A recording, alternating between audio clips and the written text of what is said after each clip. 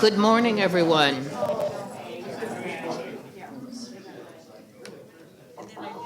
Good morning.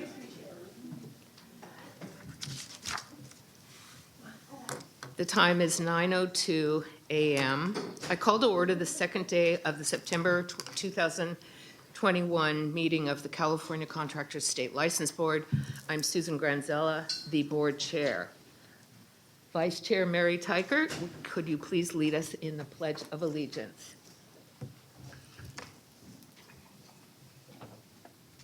I pledge allegiance to the flag of the United States of America and to the republic for which it stands, one nation, under God, indivisible, with liberty and justice for all. Thank you, Mary. A few notes before we begin. First, it's my privilege to welcome the Nevada Contractors Board to Sacramento, California for our 12th annual joint meeting. Now for just a few rules of the day. In accordance with the Sacramento County Public Health Order, any person inside this building must wear a face mask that covers both your mouth and nose. There is hand sanitizer, sanitizing wipes, and extra masks at the back of this room. There's water and coffee available, and I do believe one of our members brought donuts, a plus, at the back of the room. Please also note that members of the public can join us by phone today or watch our webcast. We will be using microphones today. To avoid feedback we experienced during our meeting yesterday, please turn off your microphone when you're not speaking. If the green light is on, then those on the phone and watching on YouTube can hear you. At this time, we decided that we would like to have introductions. We have new members to both boards, and I think it would be productive if we start on that side. If you could introduce yourself and your board. Good morning. My name is Rodney Kobos, and I'm on I'm chair of the Enforcement Committee. Good morning, Good morning, Joe Hernandez with the Nevada State Contractors Board. I am the public member of the board and also serve on the Recovery Fund Committee. Good morning, Brian Cower with the Nevada State Contractors Board. Good morning, Steve Menzie with the Nevada State Contractors Board. Good morning, Jan Leggett with the Nevada State Contractors Board. Good morning, Boyd Martin with the Nevada State Contractors Board. Good morning, Margie Green, Executive Officer for the State Contractors Board in Nevada. Good morning, Margaret Cavan, Nevada State Contractors Board. Good morning, Susan Granzella, Chair, California State License Board. Good morning, David Fote, Registrar for the California Contractors Board. Good morning, Mary Teichert, Vice Chair of the California State Contractors Board. Good morning, Don Geritano, Contractor State License Board, Specialty Contractor. Miguel Galarza, State Contractors License Board, B member. Good morning, Johnny Simpson, California Contractors License Board. Frank Altamira, public board member.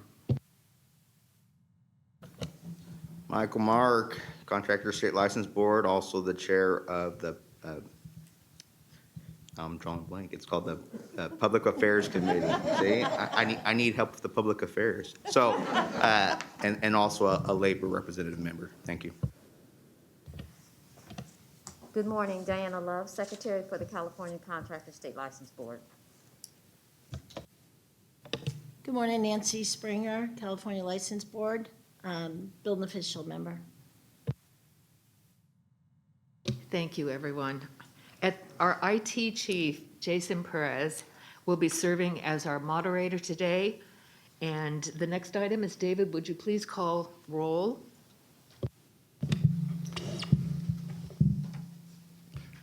Susan Granzella. Aye. Kevin Albanese has an excused absence. Frank Altamara. Here. Rodney Kobos. Here. David Delatorre. He has not arrived. Miguel Galarza. Here. Donald Geritano. Here. Diana Love. Here. Michael Mark. Here. James Roraine has an excused absence. Johnny Simpson. Here. Nancy Springer. Yes. And Mary Tykert. Here. We have a quorum. Thank you. Thank you, Dave. At this time, I would like to recognize the Department of Consumer Affairs Deputy Director for Board and Bureau Relations, Carrie Holmes, and invite her to address the board. Carrie?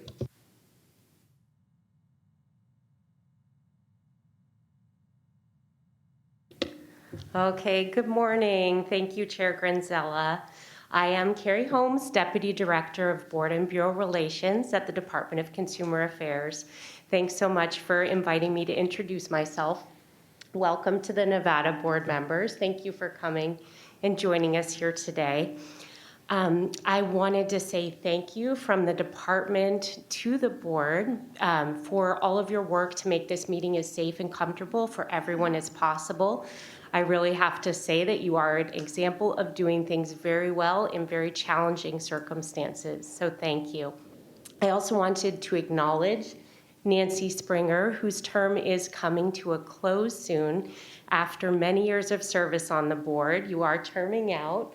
Thank you so much for all your service. We really can't thank you for everything you've done for California's consumers.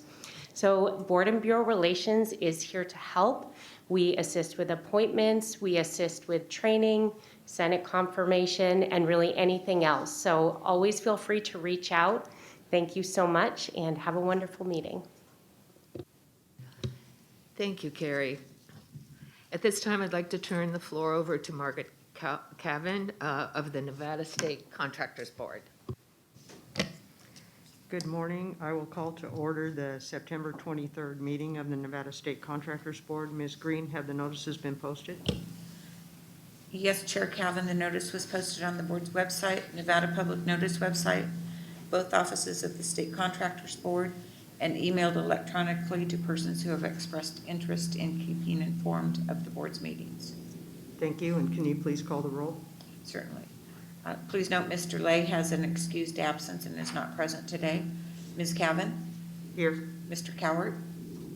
Here. Mr. Hernandez? Here. Mr. Leggett? Here. Mr. Martin? Here. Mr. Menzies? Here. Is there anyone here for public comment for the Nevada Board? Seeing none, we will move to the joint discussion. Ms. Green, could you provide the overview of the Nevada operations, please? Thank you, Chair.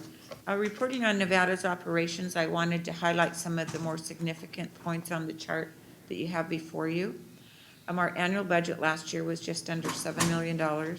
During the last fiscal year, we received 2,300 new license applications, which is up about 17% from the prior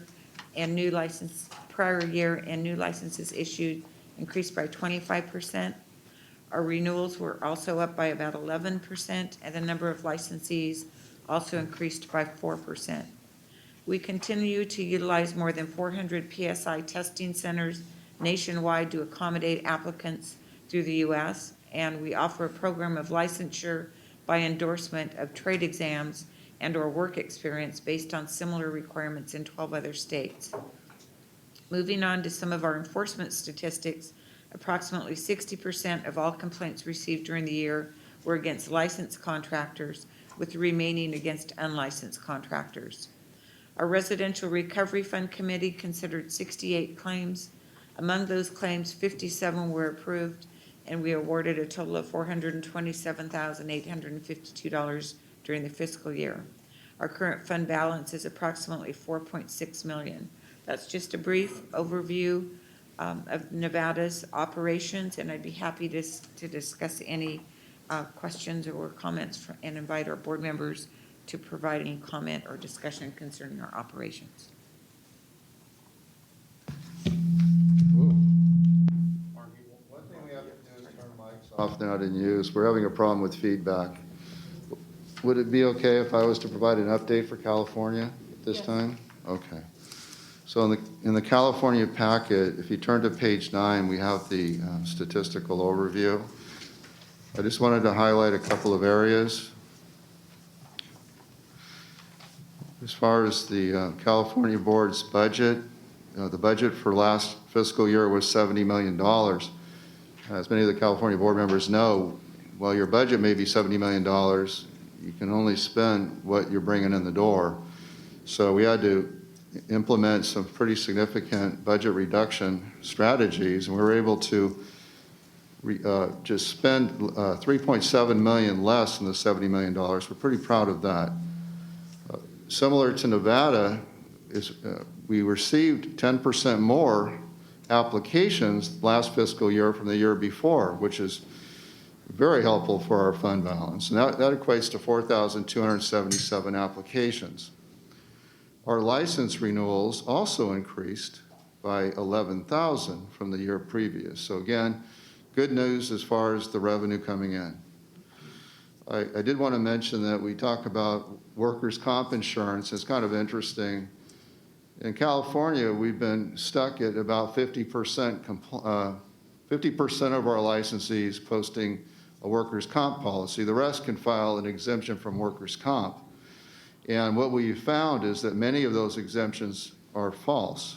And because of that, the California board members have sponsored legislation to require workers' compensation insurance for all licensees. And it might be an interesting discussion topic for the board members.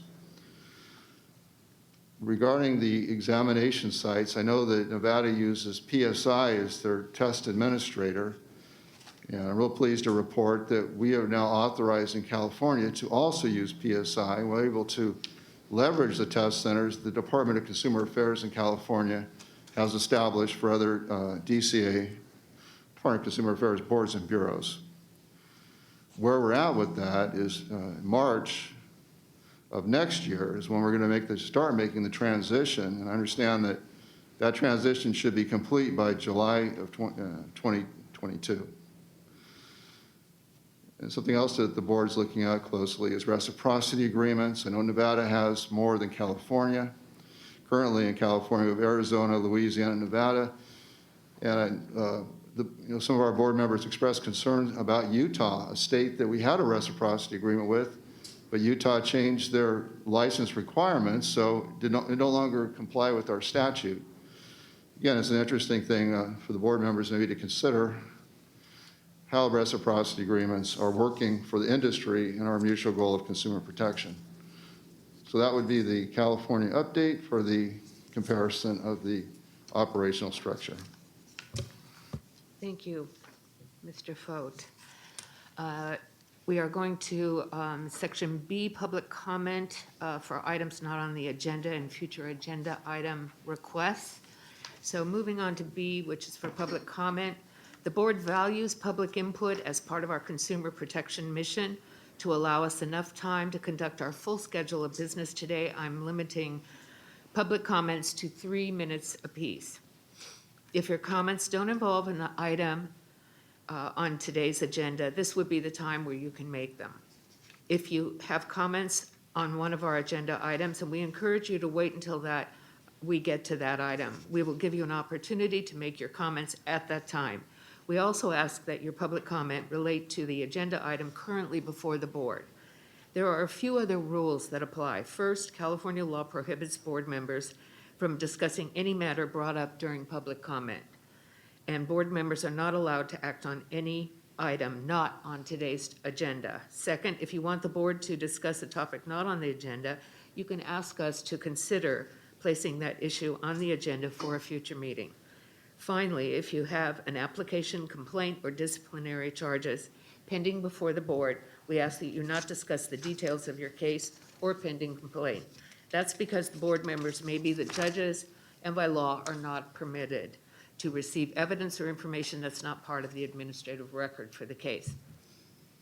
Members of the public, if you are with us on the phone, would like to make a comment, press *3, and this will tell the moderator you have raised your hand and you'd like to make a comment. We will use the same system throughout the meeting for public comment when it's asked for each agenda item. You will find instructions on how to make public comments on the agenda for this meeting posted on our CSLB website. Are there any comments from board members at this time? Seeing none, are there any members of the public in the room today who wish to address the board? Jason, please check to see if there are any members of the public who wish to address the board or offer possible agenda items. If you're on the phone, please hit *3 to raise your hand.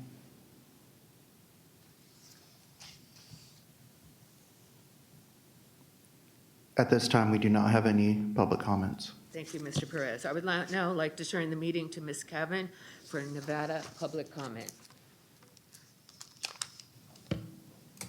Is there any public comment for Nevada Board?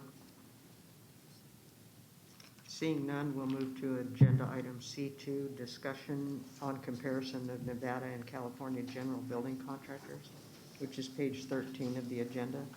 And Ms. Green, I'll turn that over to you. Thank you, Madam Chair. As you can see from the information provided, our general building categories are similar in nature with a few exceptions. The majority of general building contractors in Nevada hold either the full B license or the B2 residential and small commercial license. If you have any specific questions regarding the scopes of work, our licensing administrator, Nancy Mathias, is present today and would be happy to answer your questions. However, I'd like to open it up for board discussion related to what trends you're currently seeing in the field and what changes you expect in the future. And if the California board, I don't know how you want to do this as far as comment. Mr. Pope?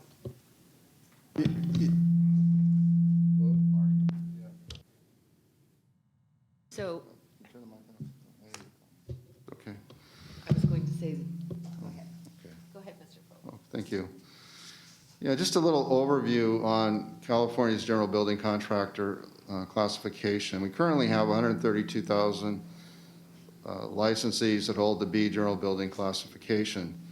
But what we found is that many of our applicants for the B general building class lack the framing or carpentry, framing or rough carpentry experience that is required to qualify for a B license. And we both states have a focus on combating unlicensed practice. And we know that we have a problem with handy persons and others that are doing small residential remodeling projects that they're doing that unlicensed. They're posing a consumer protection risk to the consumers. So our board followed the lead of Nevada. We looked at your classification in Nevada to see how you were regulating and licensing contractors for the smaller projects. And that was helpful to us in crafting legislation that enacted a new classification. We call it the residential remodeling classification. And so this allows applicants to qualify for a contractor's license that do not have the rough framing or carpentry experience. There are some limitations. Can't do plumbing, electrical behind the wall. But we're real optimistic that this new classification is going to provide a pathway to licensure for unlicensed individuals that specialize in the small residential remodeling projects. We've done a series of workshops. We're doing a lot of outreach, try to encourage unlicensed people to consider obtaining a license if they're qualified. I learned today that we currently have 68 applications pending, and that's not too bad considering we've only been able to accept applications. We had to develop a trade exam for the last few months. So that would be California's update. And as Margie stated, it would be real interesting to hear from board members as to your thoughts regarding the general building classifications and whether they're effective today in regulating the general building contracting field. Thank you.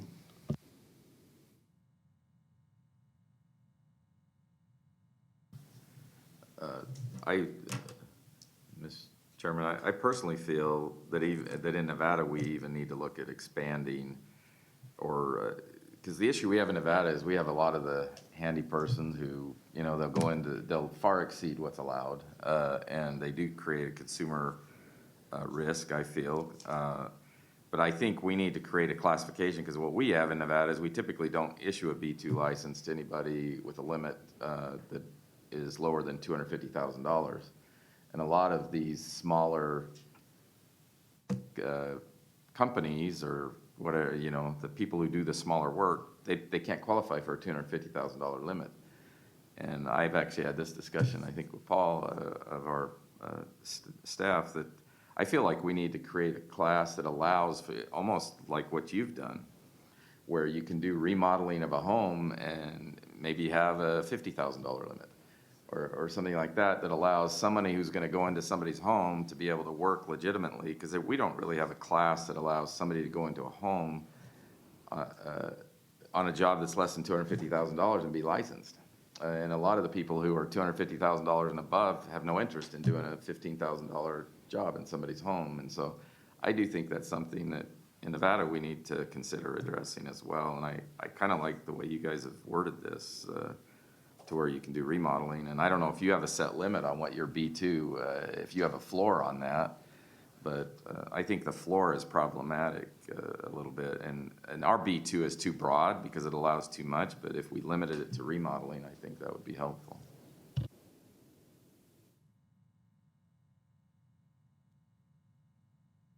I was going to say similar what you said about Nevada, because I like the breakdown of the steel structures and service stations. As a building official, makes it very clear, and then they specialize in that, so that they become true experts in what they're doing there. The one thing I would say about California here is that's 68, those applications, that's potentially 68 people that are not going to be unlicensed. So that is a bonus for us, and that was part of this effort, is to try to battle that underground economy and get these unlicensed individuals licensed. And it does provide a system to succession plan to move up into the higher licenses. So I think that bonus that has happened. I know a lot of people, we struggled with that and what that should look like. It's really hard to not undermine the expertise of the higher licenses and then try to capture what we need for them to have to do what we need them to do here. So I think it's a good step, and I'm really glad that we made that move here on the California side. And I'm pretty excited about 68 applications, because that's better than 0, and it's 68 moving in the right direction. And I would just say I really do like the prefabricated steel and all that, and that might be something that the California board might want to look at, some of these other specialties as we move, and we talked about this in the strategic plan yesterday, as we move into new trends, new technology, new materials, 3D printing, different things that are happening, you need to start thinking about these specialty type licenses and where the field is going to be and what the expertise looks like. And that general contractor may not cover those requirements anymore. We might need to start subbing it out to different licenses. So that's my 2 cents to what the license is there.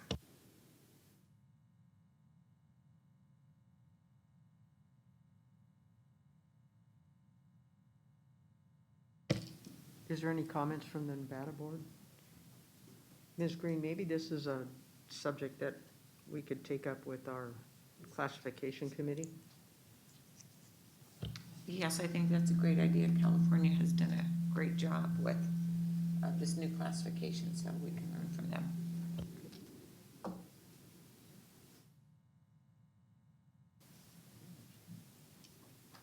So at this time, I think the question came up about the parameters of the classification, and we do have our expert in the room at this time. You're on, Justin. I think it's very important to understand, not only when we put it in, but we've put parameters around it, the cost, the oversight, and how it changed. And Justin clearly has the experience of the battle. Okay. I'm certainly excited to have this new classification. It is certainly pleasing when I'm having calls with individuals that I don't have to turn them away. As Nancy said, it is certainly a great entry point. As far as costs of any kind, that actually that was something that the board did consider, but that wasn't actually in the final legislation. What's limiting is essentially the work. So, for example, you're not going to be doing HVAC work.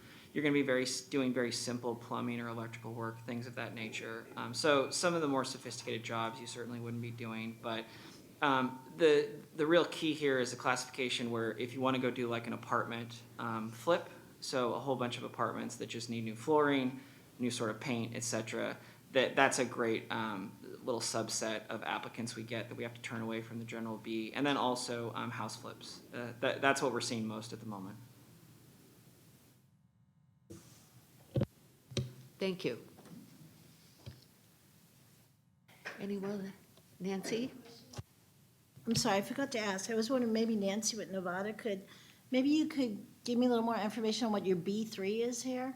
I'm not sure I quite understand what that one is.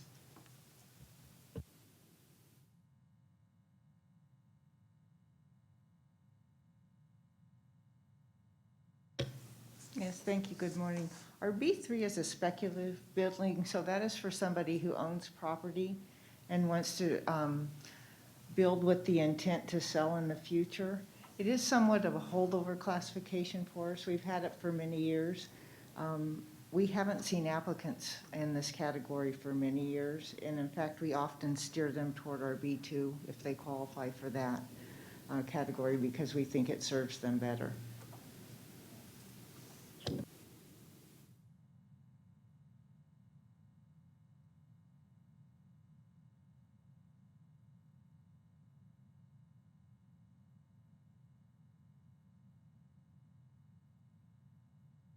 Any other comment? Any board comments at this time? Jason, are there any public comments? We do not have any public comments. And as there is no public commenter in the room, we shall proceed.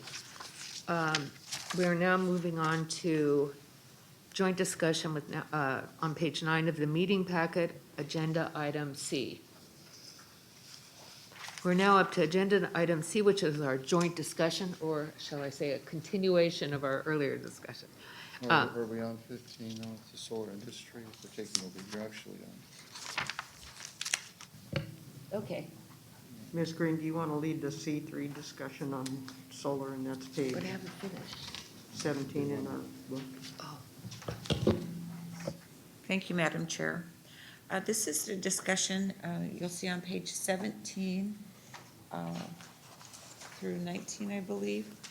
So with the increase in federal and state programs focused on renewable energy, Nevada continues to see more interest in residential solar installations. As a result, our board has closely monitored trends related to enforcement activities over the last several years. Since 2016, we have paid out approximately $750,000 in recovery fund claims directly related to residential solar work, which is about 16% of the total claims paid. Also during that time period, we received 350 complaints relative to residential solar construction, which accounts for about 4% of the total number of compliance cases investigated. Those investigations resulted in the revocation of 21 licenses. Mr. Rosario, our Director of Investigations, is present this morning and can provide more detail concerning our enforcement efforts. Mr. Rosario, do you want to come forward on this? Thank you.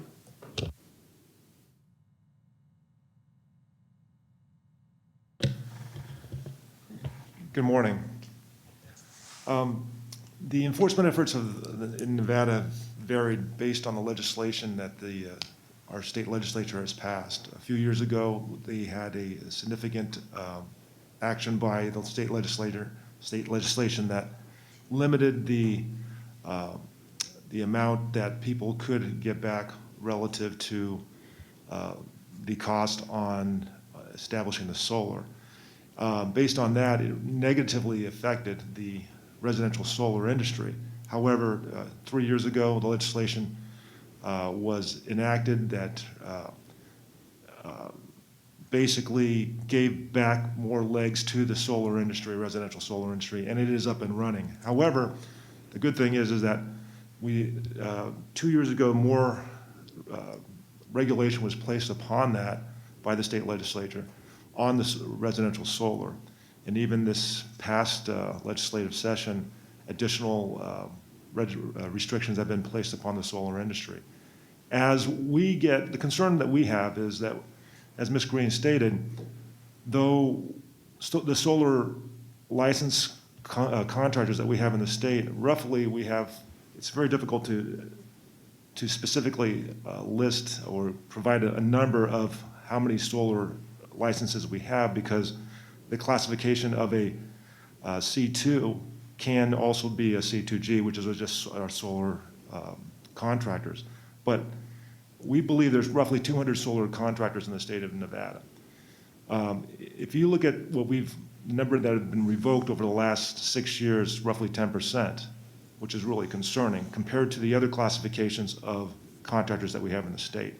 Additional to that is, as Ms. Green stated, 16% of our residential recovery fund payments have been made in relation to solar contracting, which is not, if you look at comparison to the number of solar contractors that are out there compared to the other contractors, is far exceeds that. So we are looking at it. I think the recent legislation that has been passed is something that is in the right steps to bettering for public protection, and we believe that we will continue to, we have seen over the last year a decline in residential solar complaints, as well as this year, I am happy to say that we have had no revocations of solar contractors in the state of Nevada, which is a positive thing.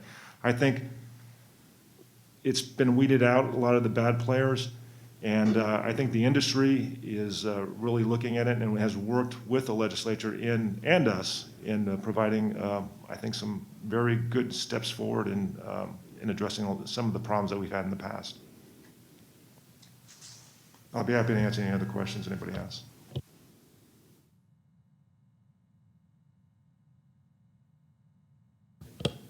Thank you, Paul.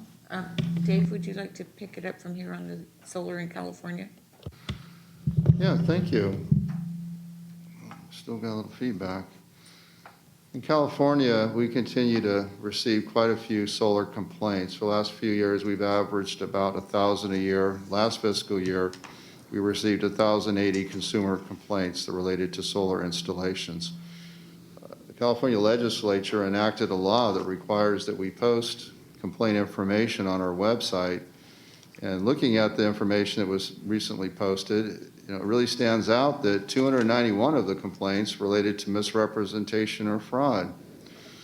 And so that's what we're seeing a lot of in California, where consumers believe that they're misled as to the energy savings. We also have a very significant problem with the contracts being front-loaded. And I believe that in Nevada legislation that recently was recently passed will clarify how much money they can take up front. In California, the problem is some solar contractors have established what they call a payment schedule. They call it the CAP program. Is when the customer approves the plan, they take up to 70% of the money. And that's unlawful in California. That's a misdemeanor. You're limited to $1,000 or 10%, whichever is less.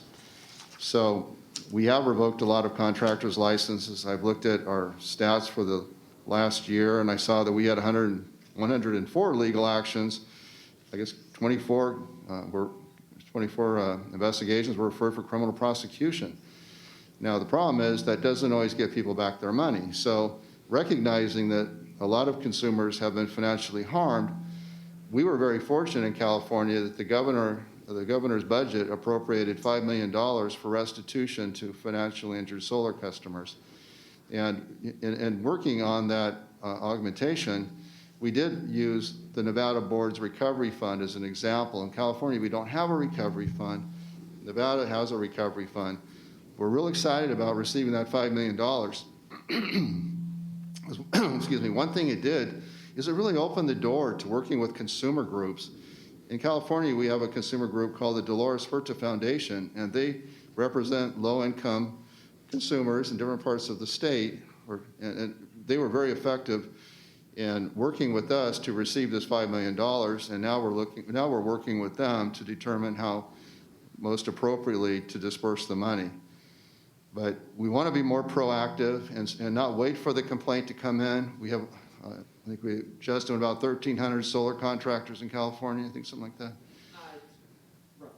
Yeah, so we have to change the payment plan that's being used. And so we are now working collaboratively with the investor-owned utilities in California where they are obtaining the consumer contract at the time an application is presented to hook up to the electric grid. And that's effective because now we get a copy of the contract and we can reach out to that contractor and explain that they need to comply with our home improvement contract law. And we want to see a corrected contract if they're not going to be subject to disciplinary action. So we're really thinking that's a proactive approach to change this business model so that the consumer's in charge, so that the payments are not made until they're satisfied with the solar installation. And so that is what's happening in California. I know that a lot of board members here today are probably very familiar with solar concerns in your state. Thank you.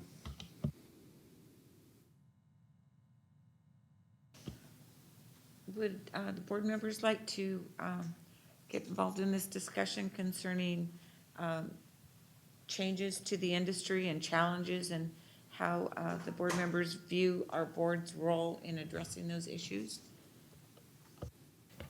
Yes, yes. The main concern that I've had when we, especially serving on the recovery fund, is the amount of people that I think are misled, to David's point. And sometimes I think the salespeople oversell what the solar system is going to provide, not only in savings, but in cost. And so people get encumbered for, almost like getting a mortgage on the house to pay for the solar system.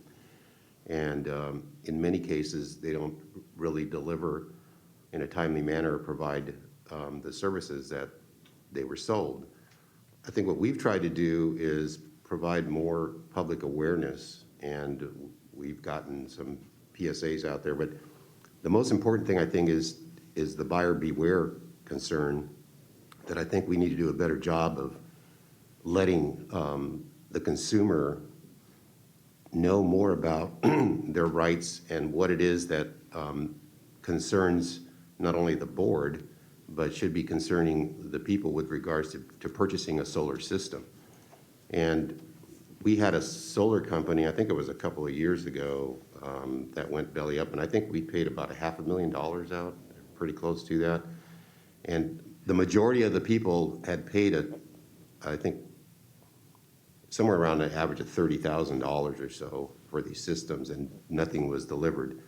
Our recovery fund, which we've adjusted the limit now, is at $40,000, and that's the maximum per person. And even though we paid out, we had to sit down, and this is probably where you guys are going to have a little issue, but we had to figure an allocation because a lot of the people were asking for more than what we could pay.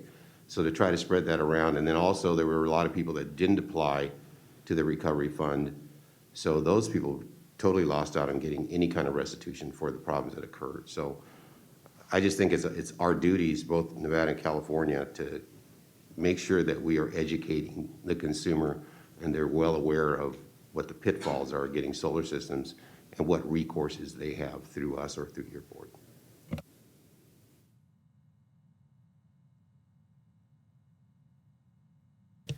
I agree with Joe. I think that the key here is public awareness. I don't know about you all, but I get almost every day, I get some kind of notice in the mail about solar, and they come on such urgent cards and literature that you almost feel like that you have to buy into this program or something, or to this product.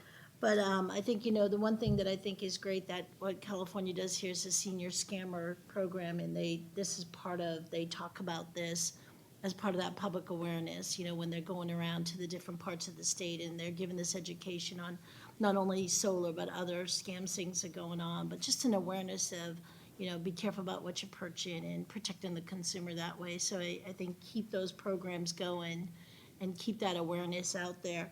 I think there's some major concerns to be aware of, and that is, here in California, we have the power outages all the time. So people are really going to solar and they're going off the grid. So you're going to just see it more and more. So it's not something that's going away. So we definitely got to make sure that we are keeping that consumer aware of, to protect them. Just get that awareness out there. So I agree there. Does your residential fund or your restitute, when you guys collect those monies or hand out those monies, do you pursue the contractor for reimbursement? Yes, we do, because the contractors are the ones that actually fund it through the licensing, and then we go back after them to recover the money when we can.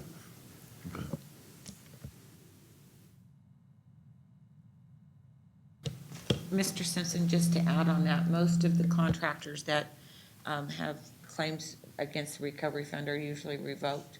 So then sometimes our only course of collection is through state collection agency. So not many of them pay back the recovery fund, but we do go after them. Yeah, and I should mention that the budget augmentation was $5 million, $4 million for restitution, $1 million to administer the fund. And we have a very similar requirement that the contractor no longer be viable. So there were things put into the bill. If a contractor wants to remain in business, they need to pay restitution to their consumer. But what we found is by the front loading of the contract, some of the contractors, they don't perform any work or minimal work, and that's where there's a real problem. So the question is, how far will the $4 million go? The Public Utility Commission in California is still pursuing a decision that would assess a charge when a contractor hooks up to the electrical grid that could fund a recovery fund in the future. So we'll see where that goes. It just seems to me, though, that if we can really take a hard line on not taking the money before you complete the work, it could solve a lot of the problem. I don't know if you're finding the same problem in Nevada that we have in California, but it's a problem here.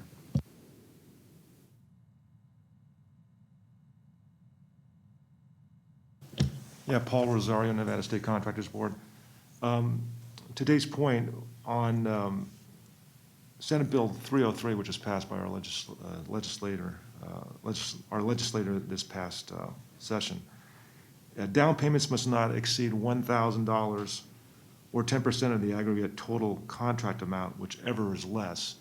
That's initial down payment, and which we think is a very, very good thing. As I stated, the state senator, Brooks, who sponsored this bill, he sat down with us as well as the solar industry and put it all out there. And we all came to an agreement on what would be best for the public protection as well as for the industry itself. And there's a number of things we'll be happy to share it with your staff that really lays out, we think, is a really good pathway for public protection regarding solar. And I think is excellent, so.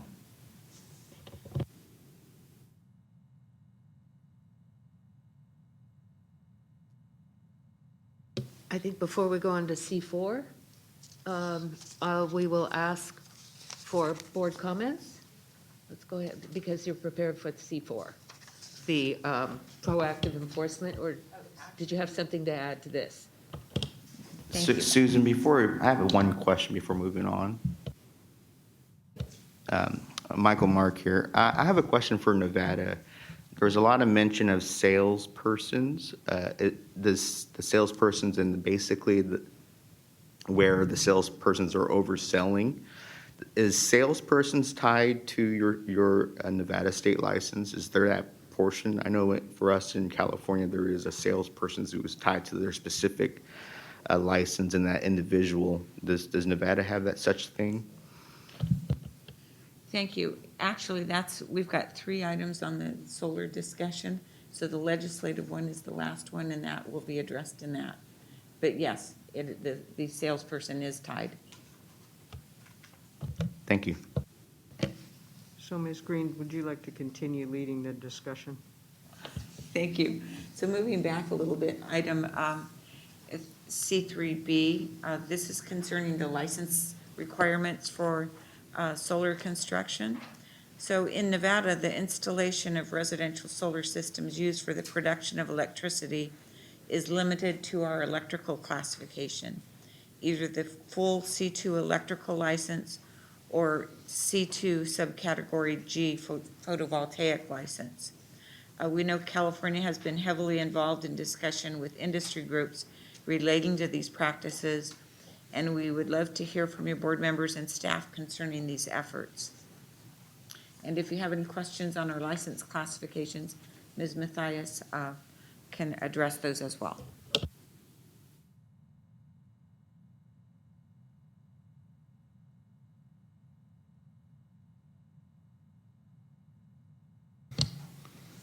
in California, one of the things we're always looking at is whether or not our classifications are appropriate and understood.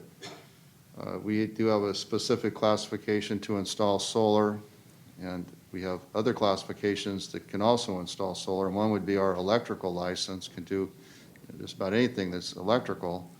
So the electrical license can install solar. The general building contractors can install it along with the the room addition or the remodel, the constructing of the home.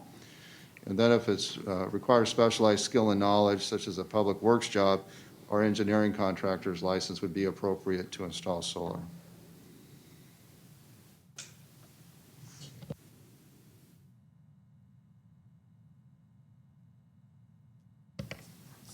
Any other discussion on solar before we move to legislative changes in Nevada and California, specific to solar? And nothing for me, but we'd love to hear from any board members that want to contribute. Pretty quiet group. What'd you guys do last night?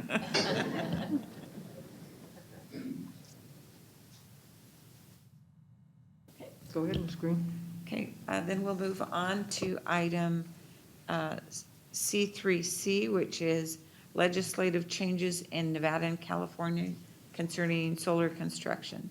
So as Mr. Rosario mentioned, our board worked closely with Senator Chris Brooks during this past legislative session to draft and testify in support of Senate Bill 303, which is intended to heighten consumer protection, standardize business practices, and allow for greater enforcement of residential solar projects. The framework for this bill stemmed from the statutory language adopted nearly 20 years ago, where we were experiencing similar industry issues with pool contractors. Upon adopting the heightened requirements, significant improvements to the pool industry were noticed, and consumers were reporting fewer workmanship and abandonment complaints. We hope and expect the changes included with Senate Bill 303 will result in similar outcomes from the solar industry. Of greatest importance is the limitation of down payments to $1,000 or 10% of the total contract price, whichever is less. This is a significant improvement, as we know the dangers that can become of large down payments prior to the work being performed. Senate Bill 303 goes into effect on October 1st, and as part of our outreach initiatives, we held a joint press conference with Senator Brooks and Clark County Commission Chair to educate the public about the new solar requirements. We've also distributed an industry bulletin to all our contractors, and we'll be working closely with industry groups to help disseminate information to their members. We're developing targeted and focused social media messaging, and we'll be pitching stories to the media in the weeks ahead as the new law takes effect. Having touched on some of those initiatives we're engaged on, I would like to turn this over to Mr. Gesswein, who can walk you through some of the bill's highlights. Mr. Gesswein is our counsel.